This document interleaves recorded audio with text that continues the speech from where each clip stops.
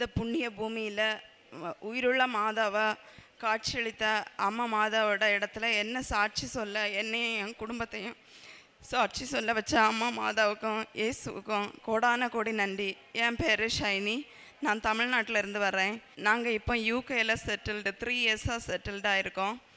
First எனக்கு முன்னாடியே 2020 அதுக்கு முன்னாடியே கிருபாசனத்தை பற்றி தெரியும். ஆனால் எனக்கு எப்படி வர்றது, எப்படி ப்ரேயர் பண்ணணும் எதுவுமே தெரியாது. என்னோட ஃப்ரெண்டு மூலமாக 2023 ஏப்ரலில் தான் நான் இதை பற்றி அறிஞ்சேன். அது எப்படி அறிஞ்சேன்னா, எதனால் அது அறிகிறதுக்கு வாய்ப்பு கிடச்சிது அப்படின்னா, நான் அங்கே போயிட்டு இங்கேருந்து எக்ஸாம் எல்லாம் கிளியர் பண்ணி போயிட்டு ஆஸ்கின்னு ஒரு எக்ஸாம் உண்டு, ப்ராக்டிக்கல் எக்ஸாம். அந்த ப்ராக்டிக்கல் எக்ஸாம் பொதுவாக எனக்கு காலேஜ் படிக்கும்போதே ரொம்ப கான்ஃபிடென்ட்டு, எல்லார்கிட்டையுமே ரொம்ப சர்டிஃபிகேட் வாங்கின ஒரு ஆள். அதனால் ஓவர் கான்ஃபிடெண்ட்டாக இருந்து தியரி எக்ஸாம் மேபி பயப்படுவேன், ஆனால் ப்ராக்டிக்கல் நான் எப்போவுமே பயப்பட்டதில்லை. ஆஸ்கியும் அதே போல் ப்ராக்டிக்கல் எக்ஸாம் தான், அதே மாதிரி தான் இருக்கும்னு நினச்சேன். ஆனால் நாங்கள் எழுதின ஃபஸ்ட் அட்டம்ப்டில் ஓவர் கான்ஃபிடெண்ட்டாக இருந்தது. அதில் 3 சப்ஜெக்ட் எனக்கு ஃபெயில் ஆச்சுது. அப்புறமா தான் என்னோட ஒரு ஃப்ரெண்டு, கேரளத்தில் உள்ள ஒரு பொண்ணு சொல்லி தான் நான் ஃபஸ்ட் எக்ஸாம் ஃபெயில் ஆன பிறகு இது உடன்படிக்கை எடுத்தேன். உடன்படிக்கை எடுத்து எப்போவுமே ஒரு நாள் கூட தவறுனதில்லை, எல்லாமே பண்ணிகிட்டு இருந்து 2வது எக்ஸாமுக்கு போகும் முன்பு என்னோடய ஃப்ரெண்ட்ஸ் எல்லாருக்குமே தெரியும், நான் படித்ததை விட ப்ரேயர் பண்ணுறது தான் கூடுதலாக இருந்தது. நான் படிக்கிறது கம்ப்ளீட்டாக விட்டுட்டேன். முந்தின நாள் மட்டும்தான் நான் ப்ராக்டிஸே பண்ணேன். ஆனால் அந்த எக்ஸாம் எனக்கு கன்ஃபார்மாக இருந்தது, மாதாவோட கிருபை இருந்ததுன்னா கண்டிப்பாக கிடைக்கணும். அதுபோல் அந்த இதில் 2வது எக்ஸாமில் நான் பாஸ் ஆகினேன். அதுதான் என்னோட பெரிய ஒரு சாட்சியம். எல்லாருக்குமே தெரியும், 3வது அட்டம்ப்ட் யூகேயில் உள்ளவங்களுக்கு தெரியும், ஆஸ்கி எக்ஸாம் ஃபெயில் ஆனால் திரும்ப வீட்டுக்கு தான் வரணும். இவ்வளவு எக்ஸாம் கிளியர் பண்ணி போயிட்டு இங்கேருந்து போயிட்டு திருப்பி வீட்டுக்கு வர்றது ஒரு பெரிய ஒரு விஷயம். அது அம்மா மாதாவை எனக்கு நடத்திருந்து. அது அவங்க ப்ரூஃப் பண்ணாங்க, என்னோட மெரிட் இல்லை, அவங்களோட கிரேஸ்னால தான் இது நடந்தது. கண்டிப்பாக அது அவங்களோட கிரேஸு. ஏன்னா நான் சின்ன வயசுலேருந்தே மாதாவோட ஒரு சின்ன வயசுலேருந்தே ஈவன் நான் ஒரு பஸ் ஸ்டாப்பில் நின்று ப்ரேயர் பண்ணால் கூட அந்த இடத்துல இருந்து எனக்கு உடனே பஸ் கிடைக்கும். அந்த மாதிரி ஒரு மாதாவுக்கிட்ட ஒரு அட்டாச்மெண்ட் உள்ள ஆள். ஆனால் அன்னைக்கு ஓவர் கான்ஃபிடென்ட்னால அந்த ஃபஸ்ட் எக்ஸாம் ஃபெயில் ஆகி 2வது எக்ஸாம் திரும்பவும் ப்ரேயர் பண்ணி தான் எனக்கு அது கிடச்சிது. அதுக்கப்புறம் பார்த்தோன்னா நான் என்னோடய வார்டில் ஃபஸ்ட் டைமு நான் அதுக்கு முன்னாடி இங்கே ஊருக்கு வந்தேன். இங்கே முதல்ல ஆன்லைனில் உடன்படிக்கை எடுத்தேன். 2வது இங்கே நேரடியாக உடன்படிக்கை எடுத்துகிட்டு போயிட்டு என்னோட வார்டில் ஃபஸ்ட்டு போகும்போது உப்பு போட்டுட்டு தான் போனேன். ஆனால் இன்றைக்கி நான் அன்னைக்கு 2011 இருந்தே பண்ணுற ஜாபு தான் இன்றைக்கும் பண்ணிகிட்ருக்கிறேன். ஆனால் இவ்வளவு நாளும் கிடைக்காத ஒரு பேரம் புகழும் எனக்கு இப்போ ஒரு 3 வருஷமாக அந்த உப்பு போட்டு என்னைக்கு அந்த வார்டில் ஏறணும், இன்றைக்கி அந்த வார்டில் யாருக்குமே கிடைக்காத ஒரு ஃபீட்பேக் எனக்கு கிடச்சிருக்கு. அது எல்லா வாட்டியுமே நான் நினச்சி பார்ப்பேன், நான் என்ன பண்ணுறேன் வித்தியாசமாக, எதுவுமே பண்ணலை, எல்லாமே மாதாவோட கிருபைனால் மட்டும்தான் இது நடக்குது. அதுக்கடுத்து பார்த்திங்கன்னா யூகேயில் ஒரு ஆள் வேலை செய்து எப்படி அங்கே சர்வை பண்ணுறது ரொம்ப கஷ்டம். அந்த இதில் எனக்கு ஹஸ்பண்டுக்கு டிரைவிங் லைசன்ஸ் இல்லாமல் இருந்தது. இன்டர்நேஷ்னல் டிரைவிங் லைசன்ஸ் எடுக்கிறது ரொம்ப கஷ்டம். என்னோடய ஃப்ரெண்ட்ஸோட ஹஸ்பண்ட்ஸு அவங்க எல்லாம் டிரைவிங் நல்லாவே தெரிகிறவங்க, இவங்களுக்கு அவ்வளோவா டிரைவிங் தெரியாது. நிறைய நாள் கிளாஸு போனாங்க. அதுக்கு நான் ஒரு வாட்டி ஃபஸ்ட் அட்டம்ப்ட்லேயே டிரைவிங் லைசன்ஸு கிளியராகி கிடச்சிது. அன்னைக்கு கூட நான் பொதுவாக எக்ஸாம்னா கொஞ்சம் பயப்படுற ஆள், மீன்ஸ் அந்த ரிசல்ட் வர்றது வரை எல்லாருக்குமே இருக்கிறது மாதிரி பேனிக்காக தான் இருப்பேன். அன்னைக்கு ஆனால் நான் காலையில் 5 மணிக்கு எழும்பி ப்ரேயர் பண்ணி அவங்களுக்கும் இது எண்ணெய் பூசி விட்டுட்டு கொஞ்சம் உப்பும் கொடுத்து விட்டுட்டு ப்ரேயர் பண்ணிவிட்டு நான் கூலாக கடந்து தூங்கிட்டேன். அவங்க திரும்ப எழுப்புறாங்க, இந்த மாதிரி பாஸ் ஆகிடுச்சுன்னு. அது நான் கண்டிப்பாக சொல்லுவேன், நான் மெரிட்டில் இல்லை, அவங்களோட மெரிட்டில் இல்லை, என்னோட அம்மா மாதாவோட ப்ரேயர்னால் மட்டும்தான் இது நடந்தது. அதுக்கப்புறம் அவங்களோட வேலையும் சரி, அவங்க இப்போ ஹஸ்பண்டுக்கு மெரிட்னால அவங்களுக்கு வேலை கிடைக்கல. ஒரு 1.25 வருஷமாக நாங்கள் ரொம்ப கஷ்டப்பட்டோம்.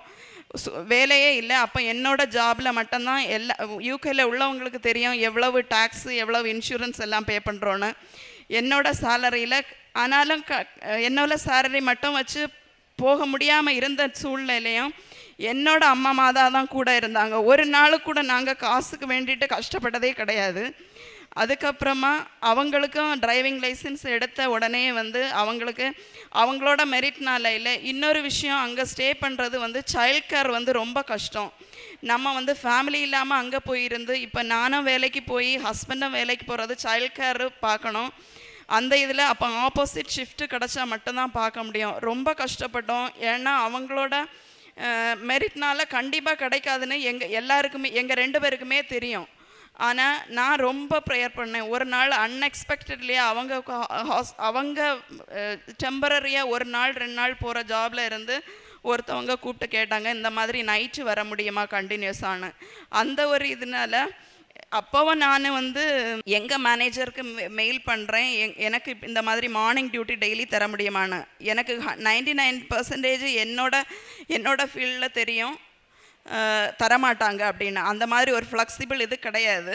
ஆனால் நான் முடியாதுன்னு சொல்லிவிட்டு ஃபஸ்ட் இவங்க மெயில் பண்ணாங்க ஓகே வரலான்னு. திரும்ப நான் சொன்னேன் இல்லை முடியாது, அவங்க கண்டிப்பாக பாசிபிள் இல்லை, அதனால் திரும்ப மெயில் அனுப்புங்க முடியாதுன்னு. அதே மாதிரி இவங்க மெயில் அனுப்புனாங்க.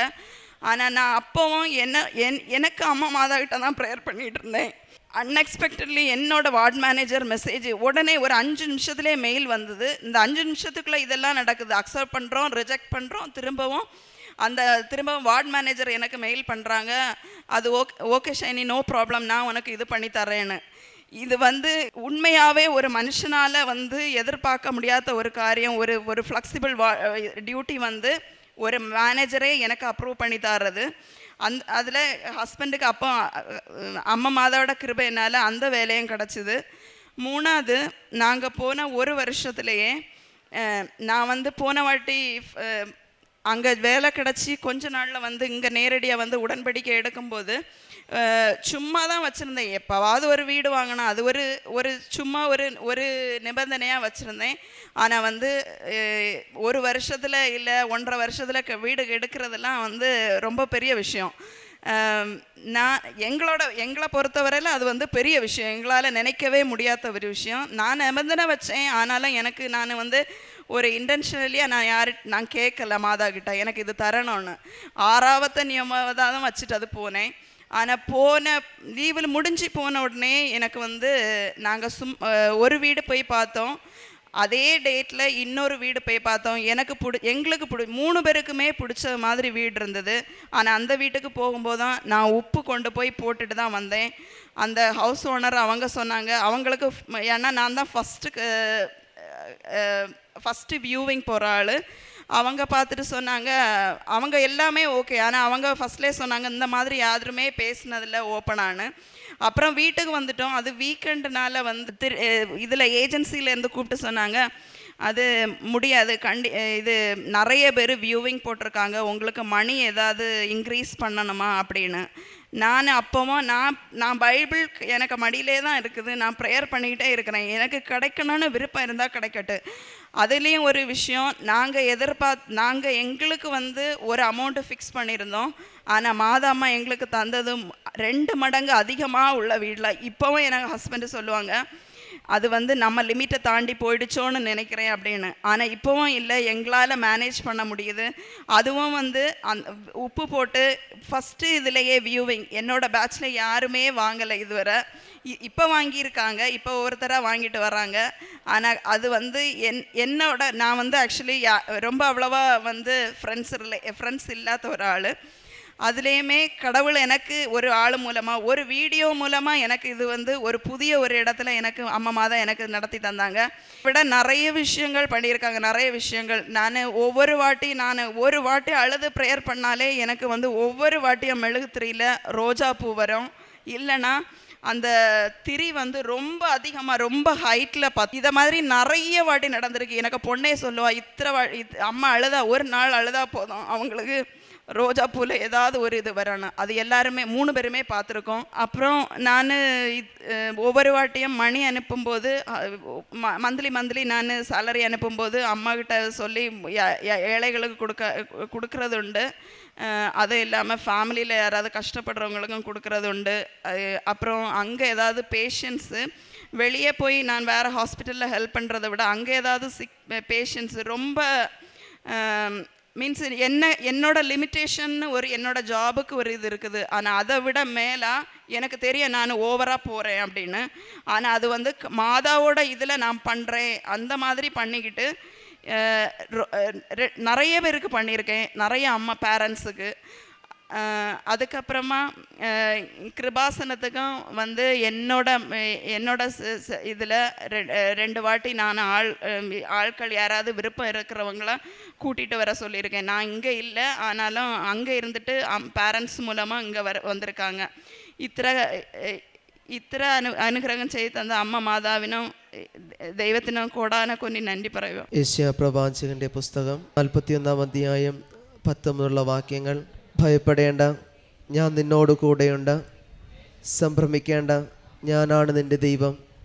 ഞാൻ നിന്നെ ശക്തിപ്പെടുത്തുകയും സഹായിക്കുകയും ചെയ്യും. എൻ്റെ വിജയകരമായ വലത്ത് കൈകൊണ്ട് ഞാൻ നിന്നെ താങ്ങി നിർത്തും. പരിശുദ്ധ അമ്മയുടെ പ്രത്യക്ഷീകരണ സാക്ഷിയായിട്ട് ഷൈനിദാസൻ തമിഴ്നാട് തൻ്റെ അനുഭവസാക്ഷ്യം നമുക്ക് മുമ്പിൽ പങ്കുവെക്കുകയായിരുന്നു. ഉടമ്പടി എടുക്കാനുള്ള കാര്യവും അതേ തുടർന്ന് മുമ്പോട്ട് പോകുമ്പോഴത്തേക്ക് 3 വർഷമായിട്ട് UK സെറ്റിൽഡാണ് ഷൈനിയും കുടുംബവും. തനിക്ക് അവിടെ നേഴ്സായിരിക്കുമ്പോൾ OSCE എക്സാം പാസ്സാകേണ്ട വലിയൊരു കടമ്പ കൂടിയുണ്ട്. എന്നാൽ ഈ കടമ്പയിൽ തൻ്റെ കഴിവിൽ പൂർണ്ണമായിട്ടും ആശ്രയിക്കുന്നത് നമുക്ക് മനസ്സിലാക്കിയിട്ട് സാധിക്കും. ആദ്യത്തെ അറ്റംപ്റ്റിൽ തന്നെ ഈ പ്രാക്ടിക്കൽ എക്സാം ഫെയിലാവുകയും തുടർന്നാണെങ്കിലും തൻ്റെ കൂട്ടുകാരിയിലൂടെ ഉടമ്പടിയെക്കുറിച്ച് മനസ്സിലാക്കുകയും അതേ തുടർന്ന് ഉടമ്പടിയെടുത്ത് പ്രാർത്ഥിക്കുകയും ഉടമ്പടിയോട് ചേർന്നുകൊണ്ട് പ്രാർത്ഥിച്ചതിൻ്റെയൊക്കെ ഫലമായിട്ട് എനിക്ക് എക്സാം പാസ്സാകൊണ്ട് സാധിച്ചത് എൻ്റെ യോഗ്യത കൊണ്ടല്ല, മറിച്ച് പരിശുദ്ധ അമ്മയുടെ അനുഗ്രഹത്താൽ കൃപയാലാണെന്നുള്ളൊരു വലിയ ബോധ്യത്തോടു കൂടിയാണ് തനിക്ക് തൻ്റെ സാക്ഷി നമുക്ക് മുമ്പിൽ പങ്കുവയ്ക്കുക. അതുകൊണ്ട് തന്നെ തനിക്ക് ഈ OSCE എക്സാം പാസ്സാകുവാനായിട്ട് സാധിക്കുകയും ചെയ്തു. അതേ തുടർന്നാണെങ്കിലും തൻ്റെ ജീവിത പങ്കാളി 1 വർഷമായിട്ട് കൂടെ ഉണ്ടായിരുന്നെങ്കിലും ഒരു ജോലിയില്ലാതെ കടന്നു പോകുന്നൊരു ബുദ്ധിമുട്ട് തന്നെയായിരുന്നു. എന്നാൽ അവിടെ ആയിരിക്കുമ്പോൾ ഒരു ഇൻ്റർനാഷണൽ ഡ്രൈവിംഗ് ലൈസൻസ് എടുക്കുവാനും അതേ തുടർന്നാണെങ്കിലും 1 വർഷം ശേഷമാണെങ്കിലും ലൈസൻസ് എടുത്തുകൊണ്ട് പരിശുദ്ധ അമ്മയോട് മുട്ടിപ്പായിട്ട് പ്രാർത്ഥിച്ചതിൻ്റെ ഫലമായിട്ട് തനിക്ക് ഒരു ജോലി പരിശുദ്ധ ഒരുക്കി വെച്ച് ജോലിക്ക് നൽകി അനുഗ്രഹിക്കുകയും ചെയ്തു. പരിശുദ്ധ അമ്മയുടെ പ്രത്യക്ഷണത്തിൻ്റെ സാക്ഷിയായിട്ട് മാറുന്നത് ഈ കുടുംബം ചേർത്ത് വെച്ച പ്രാർത്ഥനകൾ തന്നെയാണ്. അവിടെ നിയോഗങ്ങളിലും ആവശ്യങ്ങളിലും പരിശുദ്ധം ഇടപെടുകയും ചെയ്യുന്നത്. അതേ തുടർന്നാണെങ്കിലും ഇവർക്ക് ഒരു ഭവനം വേണ്ടത് അത്യാവശ്യം തന്നെ. എന്നാലും അവിടെ അവർക്ക് ഉദ്ദേശിച്ചതിനെക്കാട്ടിലും കുറച്ചധികമായിരുന്നെങ്കിലും അത് പൂർണ്ണമായിട്ടും ഇവരുടെ വരുമാനത്തിൽ നിന്ന് താങ്ങാൻ പറ്റുന്ന രീതിയിലേക്ക് അത് മുമ്പോട്ട് കൊണ്ടുപോകുവാനും നേർച്ച വസ്തുക്കളായ ഉടമ്പടി ഉപ്പ് വിശ്വാസത്തോടെ പ്രാർത്ഥിച്ചതിൻ്റെയൊക്കെ ഫലമായിട്ട് അവർക്ക് ആ വീട് സ്വന്തമാക്കുവാനായിട്ട് സാധിക്കുകയും ചെയ്തു. പരിശുദ്ധ അമ്മയുടെ ഒരു വലിയ സംരക്ഷണയിലാണ് തൻ്റെ കുടുംബം ഈ അൾത്താരയ്ക്ക് മുമ്പിൽ തൻ്റെ സാക്ഷ്യം നമുക്ക് മുമ്പിൽ പങ്കുവെക്കുക. ഇനിയും ഈ കുടുംബത്തെ പരിശുദ്ധ അമ്മയുടെ പ്രത്യക്ഷീകരണ സാക്ഷിയായിട്ട് മാറ്റട്ടെ നമുക്ക് പ്രാർത്ഥിക്കാം. ഒപ്പം നമ്മളെയും നിരവധിയായ നിയോഗങ്ങളും പ്രാർത്ഥനകളായിട്ട് അൾത്താര മുമ്പിലായിരിക്കുമ്പോൾ നമ്മളെയും പ്രത്യക്ഷീകരണത്തിൻ്റെ സാക്ഷികളായിട്ട് മാറ്റണമേ എന്ന് പ്രാർത്ഥിക്കുകയും ചെയ്യാം. അത്യപൂർവ ദൈവാനുഭവങ്ങൾ ഇനി നിങ്ങൾക്കും സ്വന്തം. ഈ യൂട്യൂബ് ചാനൽ ഇതുവരെ സബ്സ്ക്രൈബ് ചെയ്തിട്ടില്ലെങ്കിൽ ഇപ്പോൾ തന്നെ സബ്സ്ക്രൈബ് ചെയ്യുക. ഈ വീഡിയോ ഇപ്പോൾ തന്നെ നിങ്ങളുടെ സുഹൃത്തുക്കൾക്ക് ഷെയർ ചെയ്തുകൊണ്ട് കർത്താവിൻ്റെ പ്രേക്ഷിതരാകുക.